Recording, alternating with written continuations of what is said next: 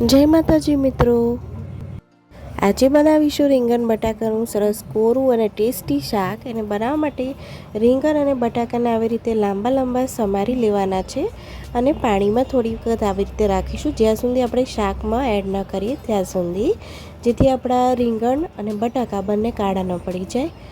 એક કઢાઈમાં લગભગ 3 થી 4 ચમચી જેટલું તેલ લઈશું, અડધી ચમચી અજમો એડ કરીશું અને 3 થી 4 કળી લસણને કચડીને આવી રીતે એડ કરી દઈશું. થોડાક સિંગદાણા મેં આ રીતે ખાંડી લીધા છે જેથી શાકમાં સરસ ક્રન્ચી ટેસ્ટ આવે. તો મિક્સ કરી લઈશું અને 5 ચમચી હળદર એડ કરીશું. હવે આપણું જે શાક છે એ આ સ્ટેજ ઉપર તરત એડ કરી દેવાનું છે.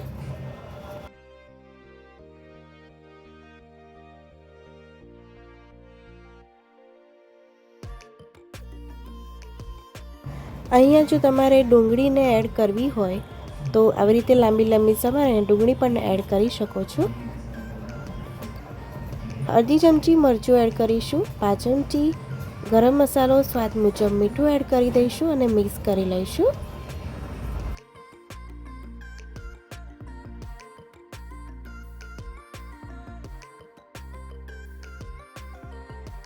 મસાલો બળી ન જાય એટલે આપણે થોડું પાણી એડ કરી દેવાનું છે.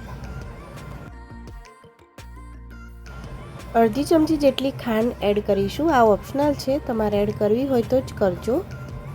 બધું મિક્સ કરીને આપણે આ શાકને લગભગ 5 થી 7 મિનિટ સુધી ચડવા માટે મૂકી દઈશું.